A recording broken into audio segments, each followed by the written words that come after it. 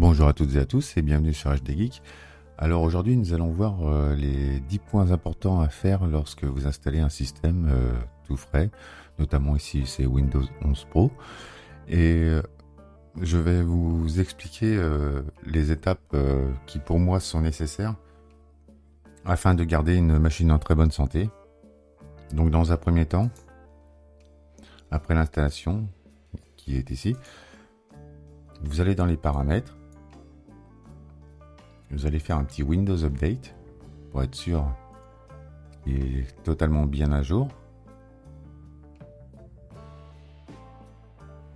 Une fois que vous avez vérifié que votre système est vraiment à jour, on va procéder à l'installation de logiciels qui sont pour moi des indispensables. Vous voyez, là il va m'installer des mises à jour. Donc bien sûr, après chaque mise à jour, il sera nécessaire de redémarrer pour partir sur des bonnes bases. Donc là, c'est surtout la mise à jour de l'antivirus et tout ce qui concerne l'antivirus. De ce point-là, on va le traiter aussi car on va changer l'antivirus. Donc là, il n'y a pas besoin de nécessité de redémarrer pour l'antivirus. Donc le premier logiciel qu'on va installer, ça va être Chrome. Donc on va démarrer Edge. Pour ceci, bon, on va se déconnecter, ne pas importer, configurer. Voilà, je vais partir sur une installation sans pop. Alors ici, nous allons rechercher Google Chrome. Download, ce sera plus simple. Voilà. On télécharge Google Chrome, on va l'exécuter.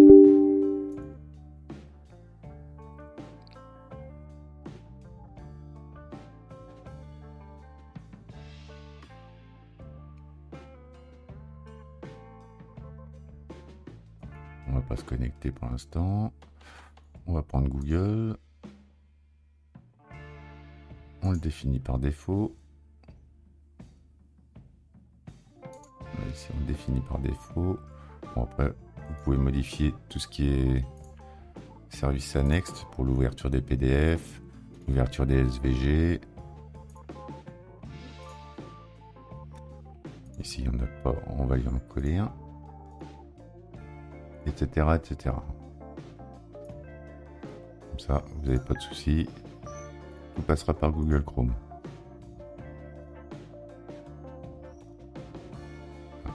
Etc. Après, c'est à vous de voir. Donc là, on fait OK. Une fois Google Chrome installé, on va fermer Edge. On va garder des ressources. Surtout que je suis sur une machine émulée, enfin en machine virtuelle, donc j'ai très peu de ressources. Alors ensuite, nous allons mettre des applications du style Revo Installer pour pouvoir désinstaller correctement des programmes.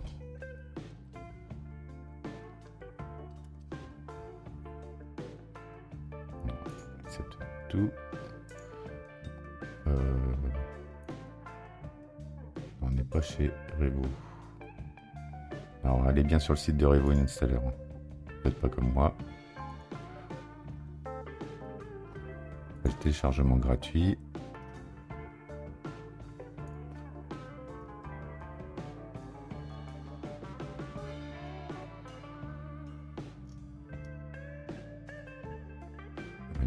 Déjà téléchargé, on va le récupérer, on le lance, on accepte les termes de licence, on fait une install rapide, on va l'exécuter une première fois, voilà, ça c'est fait. Dans un deuxième temps, on va aller chercher une petite application comme VLC, des vidéos VLAN, VLC, download. Donc on va bien sur le site de Vidéolan. VLC pour Windows, on le télécharge. C'est notre lecteur multimédia.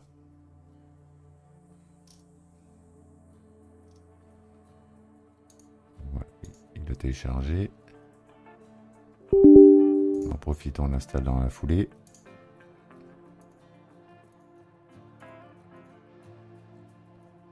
Rien de compliqué pour les installations, hein. C'est souvent du suivant, acceptation de termes de licence. Ensuite, on va changer aussi l'antivirus.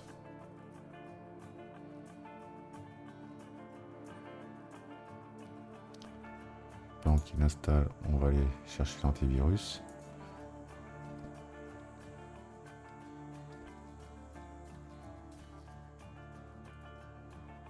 L'antivirus, je vous recommande, moi, c'est Panda.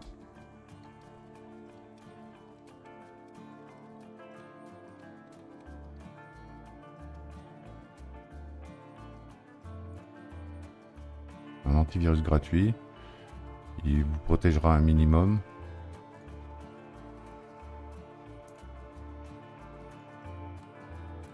Donc, prenez bien la version gratuite, hein, et juste l'antivirus.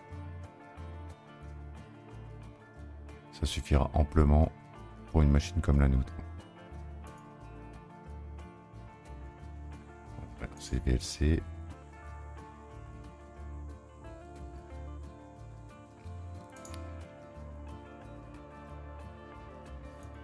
Hop.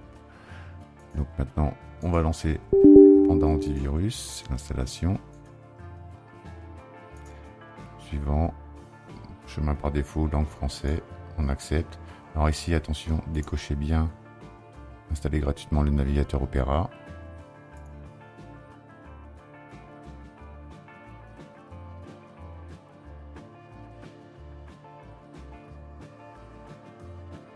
Alors, ça va être utile aussi de désactiver l'antivirus par défaut de Windows, car après dans les procédures d'optimisation que je ferai soit sur cette vidéo, soit sur une autre, ça nous permettra de pouvoir désactiver plein de services qui prennent des ressources inutiles sur votre machine.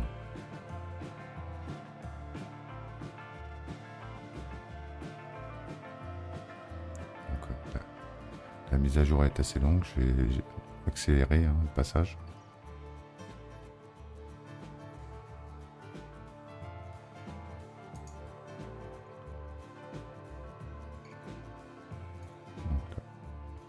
On peut voir que l'antivirus est installé. On le lance.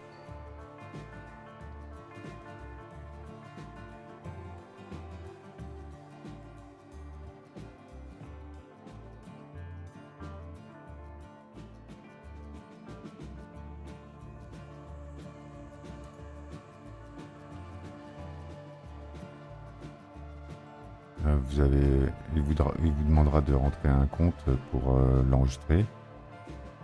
Vous entrez votre email et vous enregistrez, comme ça vous serez intégré, mais sinon ça fonctionne sinon en dehors de ça, surtout pour recevoir les mises à jour et autres. Et là, il commence à analyser en arrière-plan, il analyse constamment votre machine.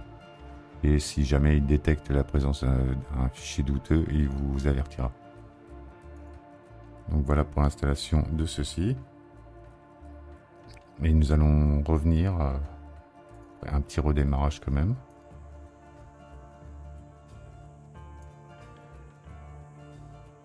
On reviendra pour la suite des opérations, qui consistera à paramétrer Windows.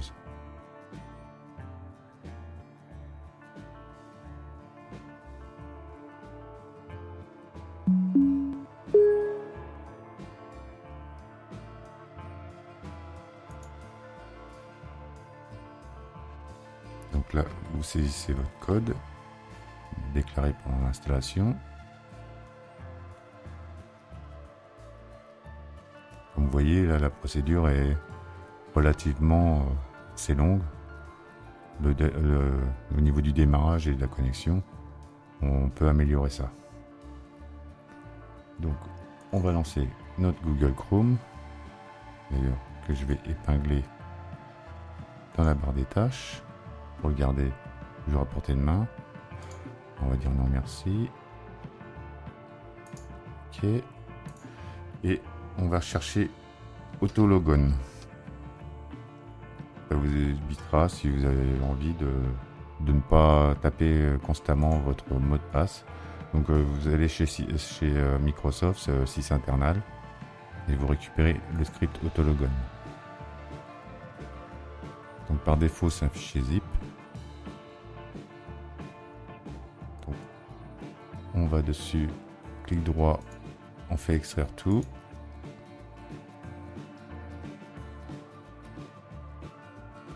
Donc, je vais lancer. Elle ne peut pas s'exécuter, donc c'est pas la bonne. On essaye l'autre. On est d'accord. Et là, il récupère votre nom d'utilisateur, le domaine, et vous allez rentrer votre mot de passe. Que vous avez du compte que vous avez saisi pour vous enregistrer auprès de Microsoft. Faites enable. Voilà. Comme ça, maintenant, vous n'aurez plus à saisir le login au redémarrage de votre machine.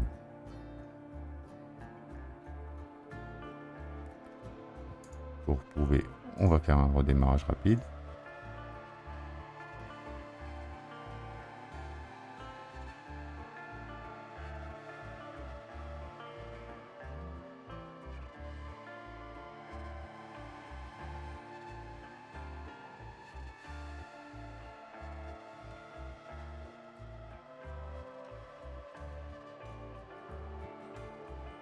Donc c'est en train de redémarrer, c'est se connecte automatiquement.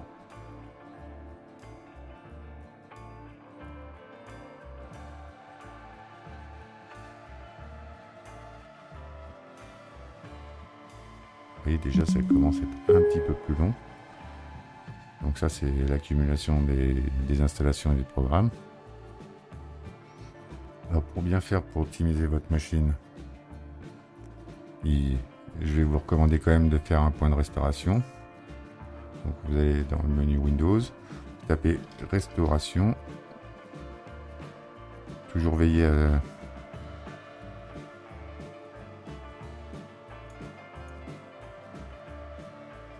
créer un point de restauration. Ici vous avez le panneau de propriété de système. Par défaut c'est en grisé, donc il faut aller dans configurer. Vous activez la protection, faites appliquer OK. Et là vous allez créer votre point de restauration. Donc vous lui donnez un nom qui vous permettra de le relocaliser.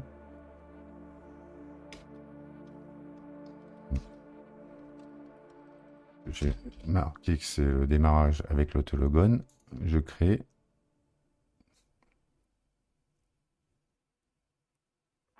Ça vous permettra de pouvoir récupérer votre machine en cas de problème.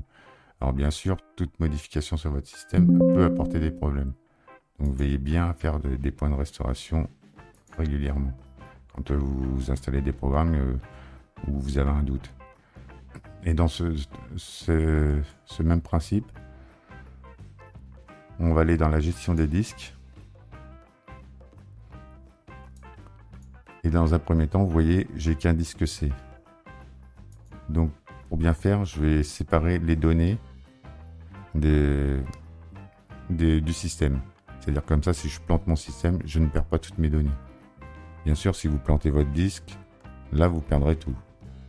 Le mieux, c'est d'avoir un disque externe, en USB ou même un autre disque en interne.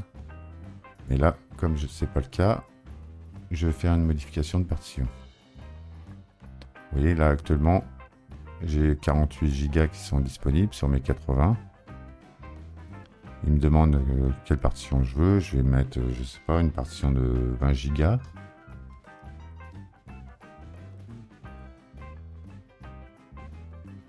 Ça, voilà, j'ai un disque de 20 Go qui est non alloué. Donc, je vais créer un nouveau volume simple.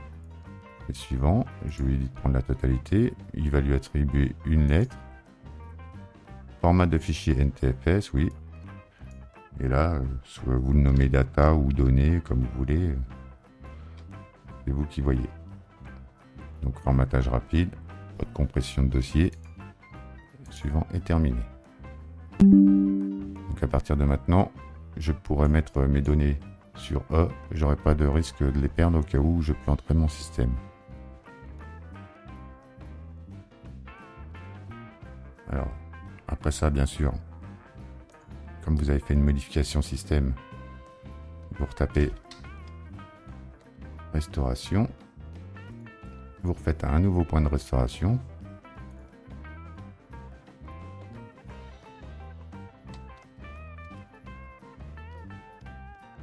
Vous lui donnez un nom que vous retiendrez.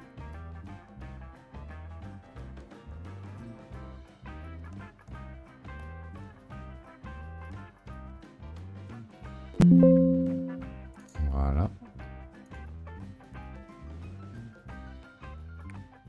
Alors maintenant, nous allons passer un peu à la customisation de notre machine.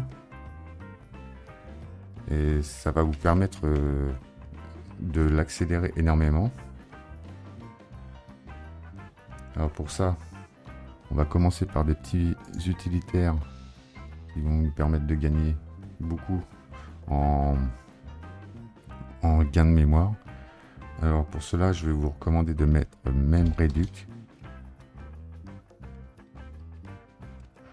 Vous allez sur le GitHub de la personne qui l'a fait. C'est bien celui-ci. Donc ici, il nous recommande d'avoir bien sûr la librairie Visual C++ pour l'installer. Donc on va aller l'installer en premier temps.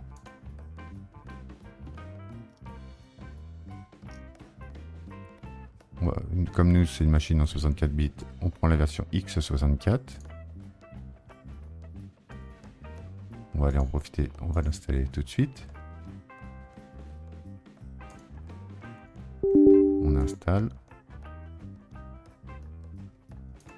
Voilà, ce qui est fait. Maintenant, on va récupérer le dernier package. Donc ici, vous avez la release, la version 3.4. Il vous dit un peu tous les fixes qui ont été faits sur cette version-là. On va prendre le setup. On va l'exécuter. On accepte les termes de licence.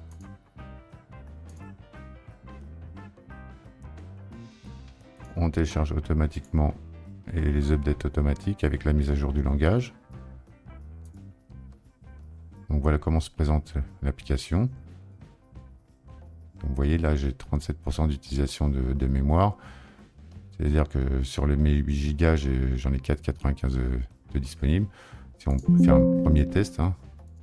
Vous voyez, il a récupéré déjà 813 mégas de mémoire. Ensuite, vous allez dans les paramètres. Moi, je vous recommande de le lancer au démarrage, de le mettre en mode minimisé, comme ça il restera dans la barre des tâches en bas. Ici, vous pouvez définir un seuil pour le déclenchement. Il peut ici se lancer toutes les 30 minutes et il nettoie automatiquement quand il dépasse les 90%. Vous pouvez même baisser, moi je veux le mettre à environ 70%. Et avec un démarrage de 30 minutes. Au niveau de l'apparence, vous pouvez vous amuser, hein, faire des coins arrondis, tout ça. Au niveau de la police, c'est ici que ça se passe. Vous voyez, si je le vois pas.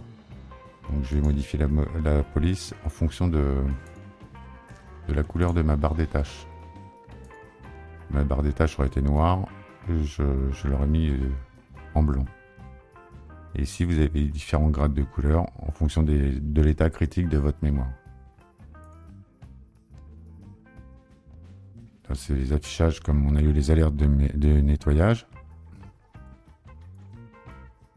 Et ce sera tout. Là, vous pouvez le réduire. Ici, on termine la procédure d'install. Voilà.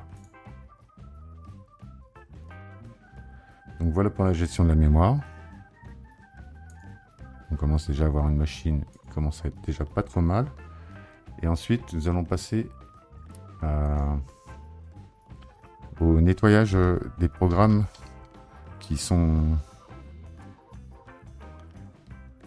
qui sont publicitaires, qui prennent des ressources pour rien, et des services. Si vous regardez un peu vite fait, gestionnaire de tâches, vous verrez déjà au niveau de processus, là j'ai 151 processus, 1900 threads, environ 65 000 handles, et la mémoire utilisée à 25%. On va améliorer un peu tout ça. Donc on va rechercher Windows 11 debloat GitHub. On va le récupérer. Ça vous met un petit aperçu du programme.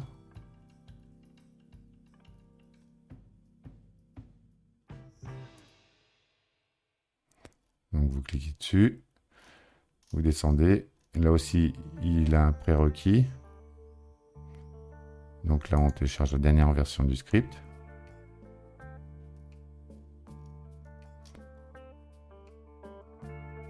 On va se rendre dans le dossier.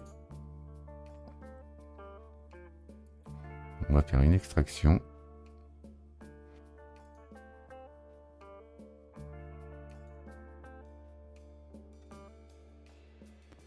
On va se rendre dans le dossier d'extraction qui est là.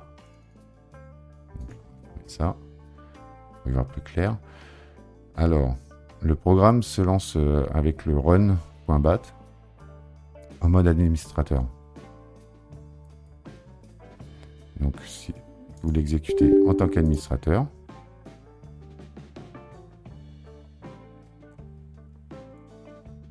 et avant de lancer n'importe quelle action ici, vous connaissez la procédure, on fait un point de restauration.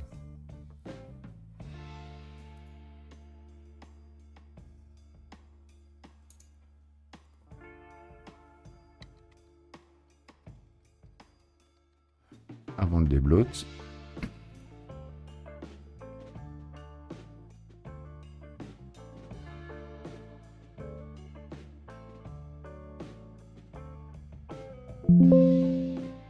voilà. Donc ici, quand vous êtes dans le programme, vous avez trois options de lancement. Donc mode par défaut, il applique tous les paramètres du programme en lui-même. La version custom, vous modifiez le script que vous voulez. Et là, en suppression de programme, donc il retire tous les programmes et toutes les autres informations. Donc nous, on va y aller en mode custom. Donc là, N, il ne retire pas tous les programmes. 1, il retire que les programmes par défaut, sélectionnés dans le fichier applist.txt. Alors si on retourne dans le dossier, vous avez le fichier applist.txt. On va l'ouvrir avec le bloc-notes. Et là, on voit tous les programmes qu'il va désinstaller. Donc il peut y avoir des programmes que vous souhaitez garder. Donc on ne va pas prendre cette procédure-là. Sinon, vous pouvez customiser vous-même le fichier applist.txt et puis vous aurez vos propres réglages. Donc ici, il retire tout par défaut, et ainsi que mail et calendar, et développeurs apps et gaming. Sinon, le 3, c'est nous qui allons choisir. Donc, on va choisir. Ici, quand vous choisissez, il vous lance une interface qui reprend la liste en fin de compte. Et là, vous regardez tout ce que vous avez envie de garder ou pas. Et il retire tout ce qui est Bing, tout ça, tout ce qui est King. Moi, je vais prendre le risque de supprimer Edge maintenant que j'ai Google Chrome.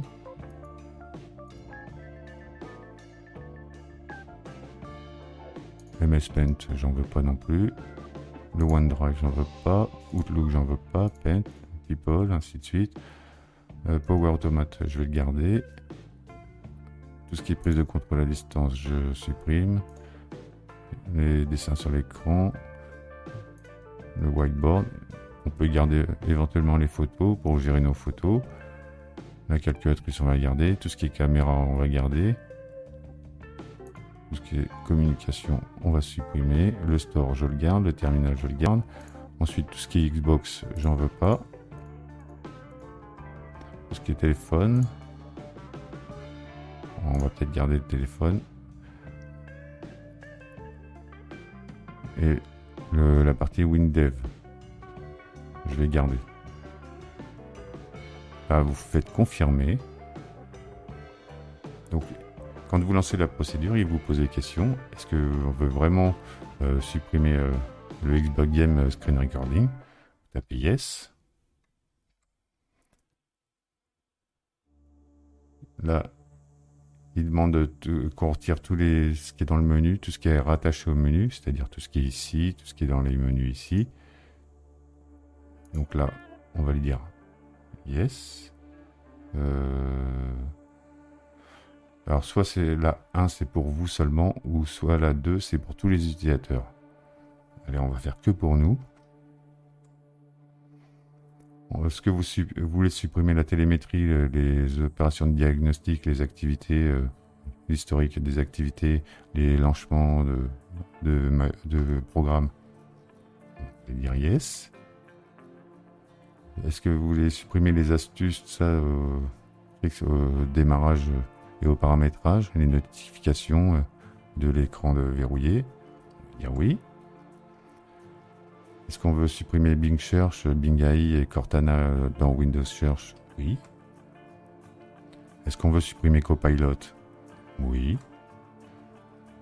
Est-ce qu'on veut supprimer tous les snapshots Recall? Oui. Est-ce qu'on veut restaurer le vieux menu de Windows 10? Oui.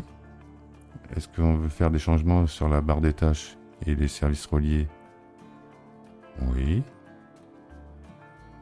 Est-ce qu'on veut aligner toutes les icônes en bas sur la gauche?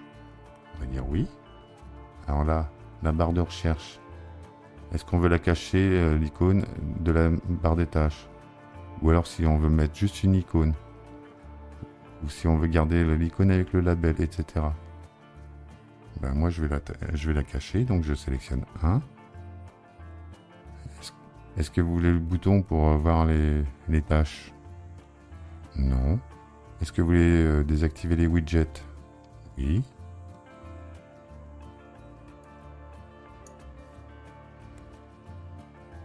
Est-ce que vous faites des changements sur le File Explorer? Non, on va laisser le File Explorer tel qu'il est. Est-ce qu'on veut désactiver le menu contextuel? Non. Alors là, il vous demande de taper Entrée pour confirmer vos choix, exécuter le script, ou sinon vous faites CTRL-C pour quitter. On valide. Vous voyez, il va procéder à le retrait de 104 applications.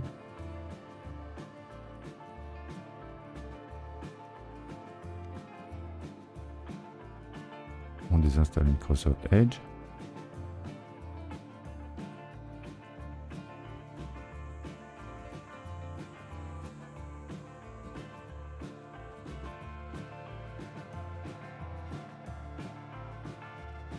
Oui, il en retire pas mal. Hein. Tout ça, c'est des services souvent inutiles ou alors qui vous traquent sur votre activité et vos données. Des programmes publicitaires.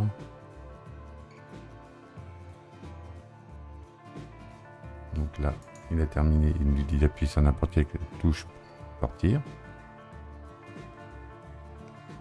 Alors, pour bien faire, on va redémarrer. Avant de faire un nouveau point de restauration si tout est OK.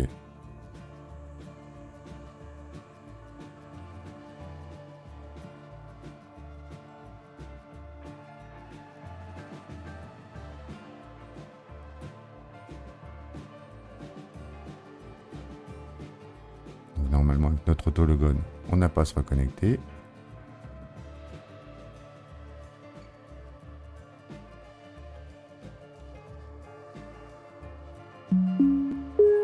Donc déjà visuellement, vous voyez, il y a déjà une modification.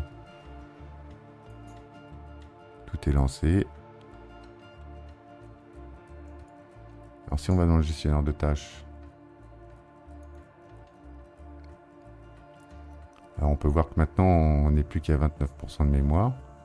On n'a plus que 118 processus 2000 trilles et 47 000 handles. On était à plus de 65 000 de mémoire. Il faudrait que je regarde la vidéo, l'enregistrement pour faire les comparatifs. Alors voilà un peu comment améliorer et accélérer votre Windows. On a vu comment faire un disque de données. Donc c'est-à-dire que si vous retournez ici, sur votre PC, vous avez bien votre disque data, donc, où je vous recommande de mettre toutes vos données. Comme ça, si jamais il y a un plantage système, vous allez pouvoir tout remettre ici, enfin tout réinstaller sur votre disque C sans altérer les données ici. Le seul problème qui peut y arriver ici, c'est que c'est votre disque qui lâche. Là, malheureusement, on ne peut pas faire autrement. Donc bien sûr, on a vu que tout fonctionnait. Donc, point de restauration. Voilà. On va le créer.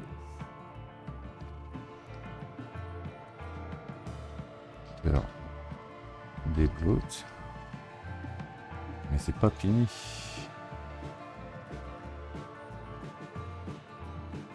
Parce que tant qu'on est dans cette fenêtre là, on va continuer les optimisations.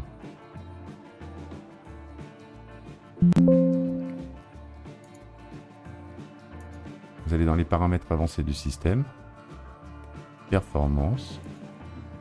Ici, on va choisir les performances.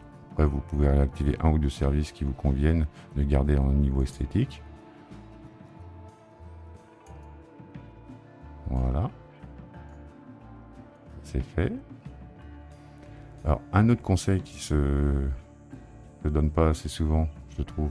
C'est-à-dire que là, vous voyez, par défaut, il m'installe tous les icônes sur mon bureau. Alors moi, je vous recommande d'éviter quand même de garder principalement les programmes qui vous intéressent ici en bas et de supprimer tout ce qui ne vous intéresse pas sur le bureau. Et moins il y aura de prise en charge sur votre bureau, plus il sera rapide à charger. Et sinon, il grossit et puis au démarrage, c'est de plus en plus lourd à démarrer parce que vous avez trop de choses sur votre bureau. Le bureau, fait partie de votre profil et Windows, quand il démarre, il charge votre profil entièrement. Donc plus ça va, plus c'est alourdi. Donc votre profil, c'est tout ce qui est programme sur les raccourcis, ce qui vérifie à chaque fois les raccourcis, vos données qui est dans votre profil. Donc plus votre dossier de données sera gros, plus ce sera long, etc., etc. Ici, on vérifie que il n'y ait plus de programme qui ne nous intéresse pas. Vous voyez, il y a eu un bon ménage de fait, il n'y a plus grand chose. Après, vous avez la gestion d'énergie aussi, qu'il est possible de voir.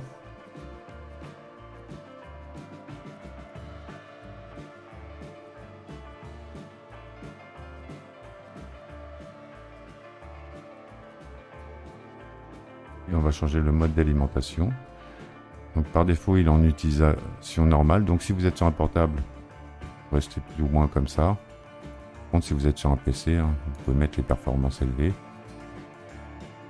Ça accélérera davantage votre machine. Donc là, vous avez une machine qui est déjà pas mal optimisée. Et ceci va conclure un peu le tuto sur l'optimisation de votre Windows après l'installation, pour avoir une machine en bonne santé. Et n'oubliez pas de faire des points de restauration régulièrement avant l'installation de programmes litigieux, parce qu'on pourrait aller beaucoup plus loin au niveau des bloatware, par exemple. Et je pourrais vous montrer un autre des bloatware qui viendra rajouter encore davantage de suppression, mais ça pourrait déstabiliser votre système. Alors, disclaimer là-dessus. Faites ça sur une machine que vous venez d'installer ou que vous n'avez pas peur de devoir réinstaller Windows en cas de problème. Ne faites pas ça sur une machine production. Ou alors, allez-y très prudemment, comme je vous ai dit, séparez bien vos données avant. Créez bien un disque de données externe pour éviter de tout perdre. Et je vous dis à bientôt pour un nouveau tuto. Et n'hésitez pas à commenter, liker, vous abonner, partager. Et surtout, mettez des commentaires pour me dire ce que vous en pensez, si vous l'avez testé, si ça a bien fonctionné ou pas. Et n'hésitez pas, hein, je répondrai comme je pourrai à vos problèmes. Bien sûr, j'ai pas la science infuse. Hein. Là, je fais ce que moi j'ai testé et ce qui fonctionne. Vous voyez, je l'ai fait devant vous. Et après, il y a toujours un risque dans l'informatique et malheureusement, chacun est responsable de ses actes. Moi, je ne fais que vous informer sur comment j'optimise mes machines. Et je vous dis à bientôt. Bye.